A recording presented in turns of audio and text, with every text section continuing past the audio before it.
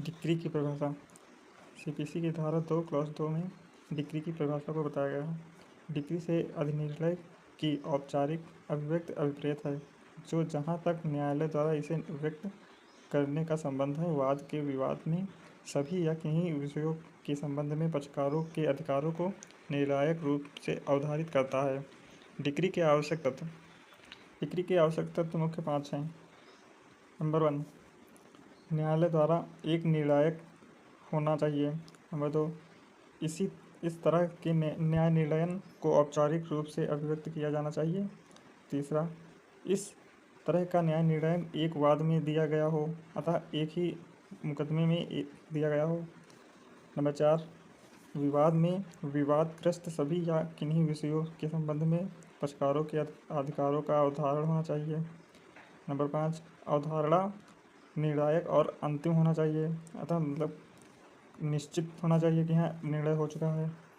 Decree के प्रकार। परिभाषा के अनुसार डिक्री 2 प्रकार की होती है, एक प्रारंभिक डिक्री और दूसरी अंतिम डिक्री, और तीसरा है भागतः प्रारंभिक डिक्री और भागतः अंतिम डिक्री। प्रारंभिक डिक्री सीपीसी के अनुसार धारा 2 की उपधारा 2 में स्पष्टीकरण किया गया है। प्रारंभिक डिक्री वह डिक्री है जब वाद के पूर्ण रूप को निपटा देने के पहले आगे और कार्यवाहियों की जानी चाहिए। ऐसी प्रारंभिक डिक्री के माध्यम से न्यायालय वाद में विवादग्रस्त मामलों से कुछ या एक से संबंध में पक्षकारों के अधिकारों का निर्धारण करती है, लेकिन ऐसा करने वाले वाद का पूर्ण रूप से निपटारा नहीं होता है।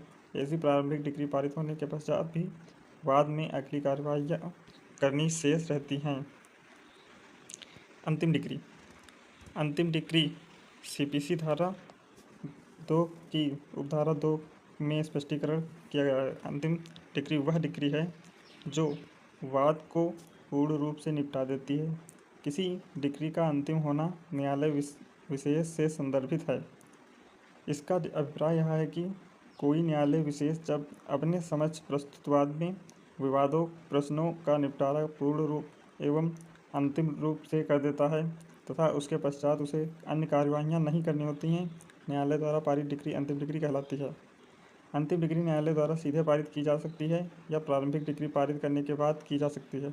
जहाँ न्यायालय प्रारंभिक डिक्री पारित करता है, वहाँ अंतिम डिक्री प्रारंभिक डिक्री के निर्देशों के अनुसार या अनुरूप पारित की जाती है। क्लॉज नंबर 2, जहाँ लिखित निर्णय सुनाया जाना चाहिए, वहाँ यदि प्रत्येक विवादक पर न्यायालय के निष्कर्षों को और मामले में पारित अंतिम आदेश को पढ़ दिया जाता है तो वह पर्याप्त होगा और न्यायालय के लिए यह आवश्यक नहीं होगा कि वह संपूर्ण निर्णय को पढ़कर सुनाए। निर्णय सुनाए जाने के बाद निर्णय की प्रतियां प्रभारों के भुगतान द्वारा तुरंत पक्षकारों को उपलब्ध कराई जानी चाहिए। यह आदेश 20 और नियम 6 क्लॉज खा में बताया गया है। धारा 9 और दीवानी प्रकृति के बाद सूट ऑफ सिविल नेचर ऐसे बताया गया है सीपीसी की धारा 9 में। जब तक वर्जित ना हो, अतः जब तक संभव ना हो, दीवानी न्यायालय सभी सिविल अर्थात दीवानी वादों का विचारण करेंगे, किंतु उन वादों का निस्तारण नहीं करेंगे जिनके लिए या तो स्पष्ट रूप से या विवक्षित रूप से वर्जना है। दूसरे शब्दों में, उन वादों का जिनका संज्ञान जिनके लिए स्पष्ट रूप से या विवक्षित रूप से वर्जित है, उनके विचारण का अधिकार दीवानी न्यायालयों को नहीं है। अधिकारिता से अभिप्राय न्यायालय की उस शक्ति से है जिसके अंतर्गत वह किसी वाद, अपील या आवेदन को ग्रहण कर सकता है और सुनवाई के बाद उस निर्णय पर निर्णय दे सकता है। इसका तात्पर्य यह है कि न्यायालय इस प्राधिकार का प्रयोग कानून द्वारा दिए गए साधनों के अनुसार एवं उस पर आरोपित सीमाओं के अधीन ही करेगा। संक्षेप में, अधिकारिता से तात्पर्य निर्णय करने की शक्ति या अधिकार से है। अधिकारिता के प्रकार मुख्यतः 4 प्रकार के होते हैं। एक, स्थानीय अधिकारिता, जिसे लोकल जुरिस्डिक्शन कहते हैं। न्यायालय की स्थानीय अधिकारिता क्षेत्राधिकार की सीमा सरकार द्वारा निश्चित होती है तथा उस स्थानीय सीमा से बाहर न्यायालय को क्षेत्राधिकार प्राप्त नहीं होता है। अतः स्थानीय अधिकारिता में क्षेत्राधिकार को एक निश्चित स्थान दिया जाता है। सामान्यतः एक जिला न्यायालय को जिले की सीमा के अंतर्गत ही क्षेत्राधिकार होता है। जिले से बाहर वह अपने अधिकार का प्रयोग नहीं कर सकता है। अतः यदि किसी न्यायालय का क्षेत्राधिकार है कि वहाँ 10 लाख रुपए तक की कार्यवाहियाँ होंगी, तो वह 10 लाख से अधिक की कार्यवाहियाँ नहीं कर सकता है। वह अपने अधीनस्थ न्यायालय या फिर अपने उच्चतम न्यायालय को वह वाद को प्रस्तावित कर सकता है, अतः अब वाद को दूसरे न्यायालय में भेज सकता है। क्लॉज 2 अर्थात अधिकारिता का दूसरा प्रकार है धन संबंधी अधिकारिता। जिसे प्रत्येक न्यायालय की सरकार द्वारा न केवल स्थानीय अधिकारिता क्षेत्राधिकार निश्चित कर दी जाती है, अपितु इस न्यायालय की धन संबंधी अधिकारिता भी निश्चित कर दी जाती है। न्यायालय उसी धन संबंधी सीमा के अंतर्गत किसी वाद या अपील को ग्रहण करने के लिए अधिकृत होते हैं।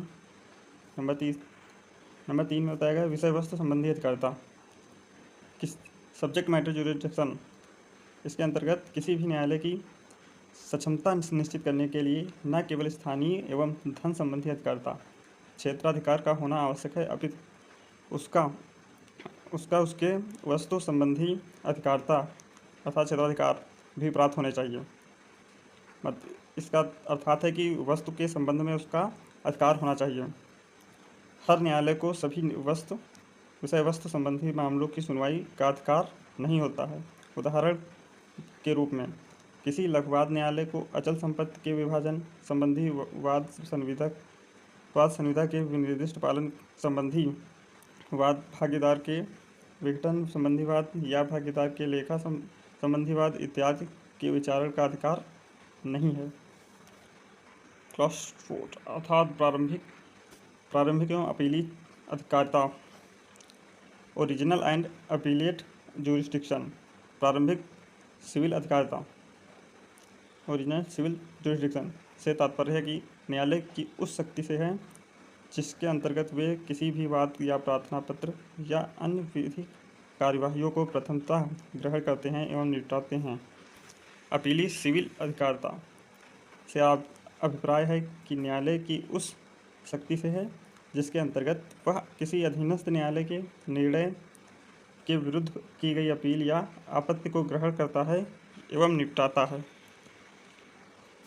कुछ न्यायालयों को केवल प्रारंभिक सिविल अधिकारिता ही प्राप्त होते हैं, जैसे लघुवाद न्यायालय, मतलब कुछ छोटे छोटे वाद होते हैं उनको निपटाने के लिए, और उत्तर प्रदेश में म्युनिसिपल का न्यायालय तथा मध्य प्रदेश में लघुवाद न्यायालय और सिविल जज द्वारा द्वितीय श्रेणी कुछ न्यायालयों को दोनों प्रकार की अधिकारिताएँ प्राप्त हैं। सिविल जज, जिला जज एवं न्यायालयों को दोनों प्रकार की अधिकारिता प्राप्त हैं।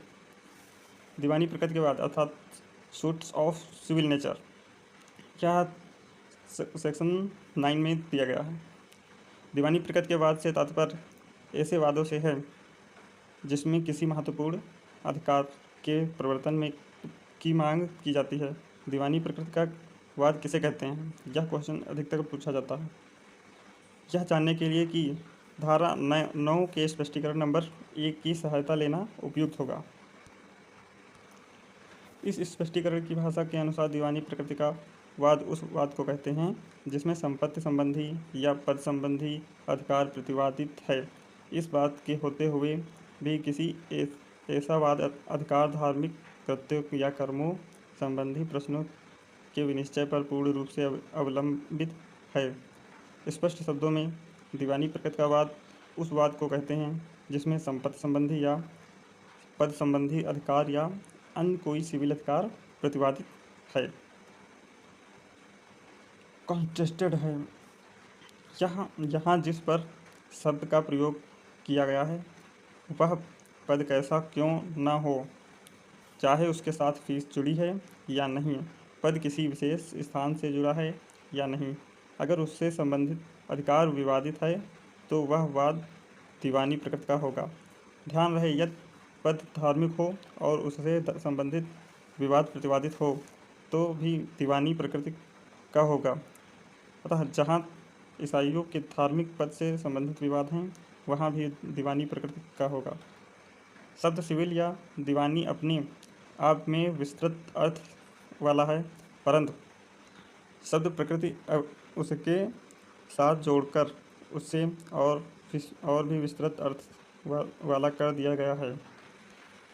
शब्द सिविल का अर्थ होता है व्यक्ति के रूप में एक नागरिक के संबंधित दीवानी अधिकार। दूसरे शब्दों में सिविल का अर्थ है आपराधिक कार्यवाहियों से भिन्न सिविल कार्यवाही द्वारा मांगे गए अधिकार और उपचार की व्यवस्था करने से संबंधित शब्द प्रकृति की परिभाषा निम्न प्रकार की है। जैसे किसी व्यक्ति या वस्तु के मूल लक्षण अर्थात गुण की पहचान, विशिष्टता या आवश्यक चरित्र, किस्म, प्रकार, चरित्र यह आते हैं। निष्कर्ष के रूप में यह कहा जा सकता है कि इस धारा के उपबंध प्रत्येक उस वाद में लागू होंगे या उपलब्ध होंगे जहाँ विवाद की विशेषता यह है कि वह एक व्यक्ति के अधिकार को प्रभावित करती है जो न केवल सिविल है अपितु सिविल प्रकृति का है। धारा 9 के स्पष्टीकरण संख्या 1 अर्थात की में भाषा को स्पष्ट किया गया है कि अगर किसी वाद में मुख्य प्रश्न या एकमात्र विचारणीय प्रश्न जाति को लेकर है, संबंधित कास्ट को लेकर है, तो संबंधित धार्मिक कृत्यों या कर्मों से संबंधित है, तो वह वाद दीवानी प्रकृति का वाद नहीं होगा, क्योंकि उसमें जो प्रश्न विवादित है वह नागरिकों के अधिकारों के लिए संबंधित ना होकर उससे सामाजिक से संबंधित है। अतः क्योंकि वह नागरिकों के अधिकारों से संबंधित ना होकर उसके सामाजिक से संबंधित है, इसलिए वह वाद सिविल नेचर का नहीं माना जाएगा। सिविल प्रकृति के वाद निम्नलिखित होते हैं। जैसे हमारे एक संपत्तियों के अधिकारों से संबंधित वाद सिविल नेचर का वाद माना गया है। दीवानी अपकार के लिए, क्षतिपूर्ति के लिए वाद और संविदा भंग पर क्षतिपूर्ति के लिए वाद, बही खातों के लिए वाद को रोका जाना। धारा 10 वाद के रोक दिए जाने से संबंधित है।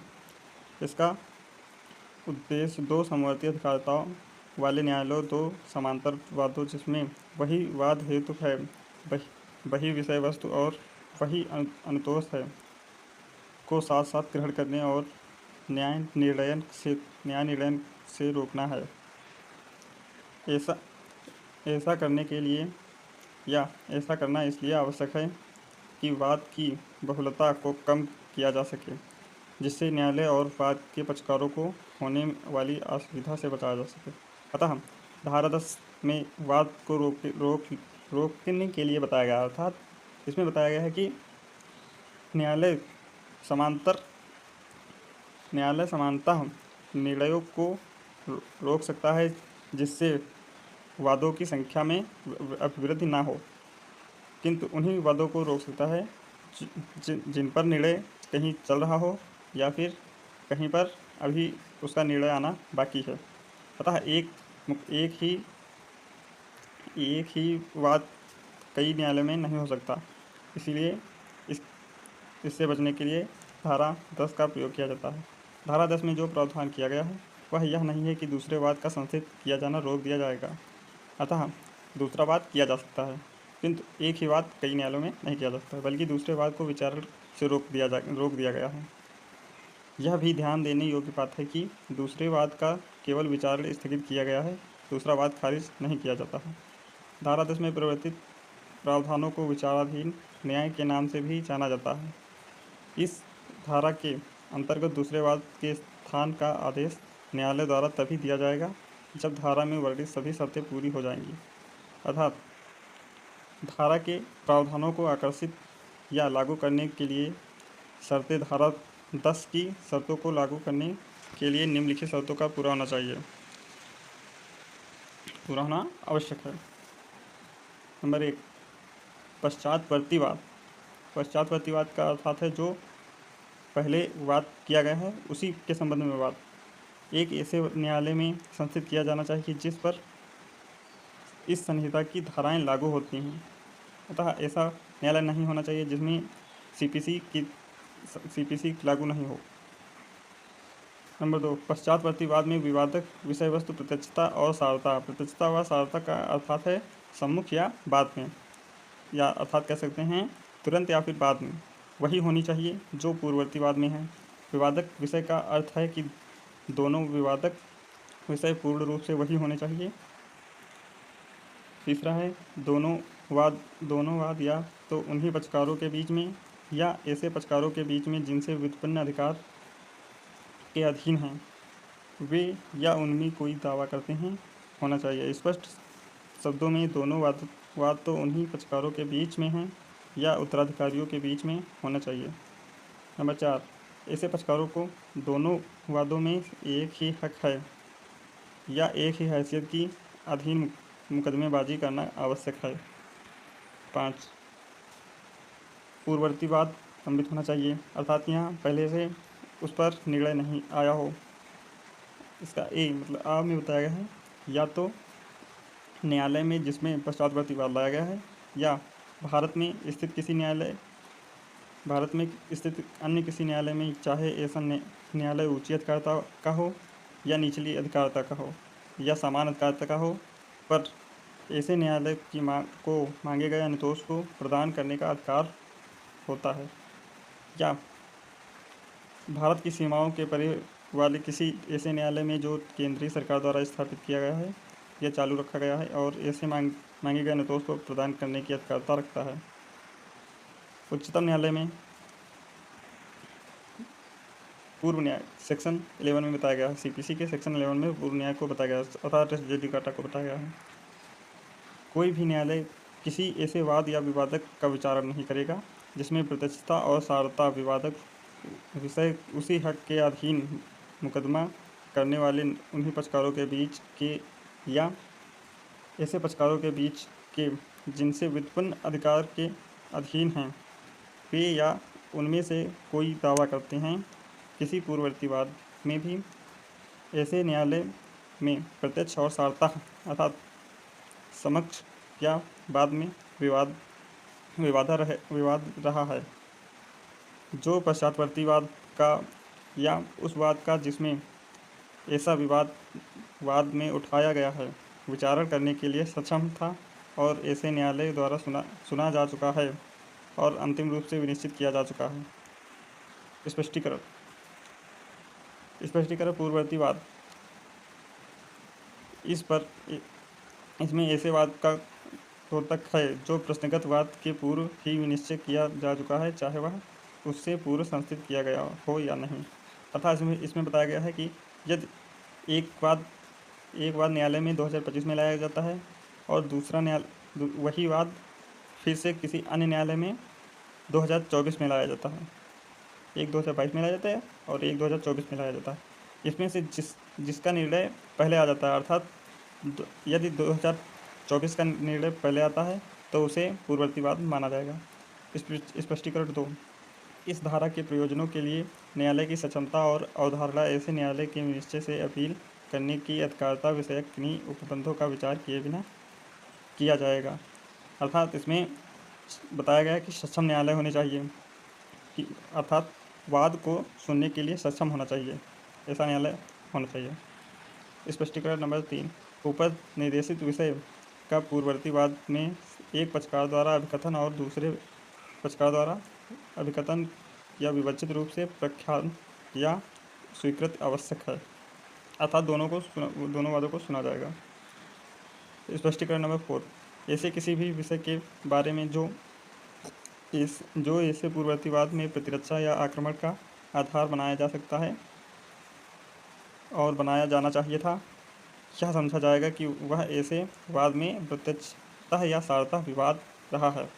अतः इसमें बताया गया है कि हाँ, जो किसी व्यक्ति को अधिकार था किंतु वह अपने अधिकारों का प्रयोग नहीं किया। इसमें बताया गया कि जैसे कि एक किराएदार है और एक मकान मालिक है।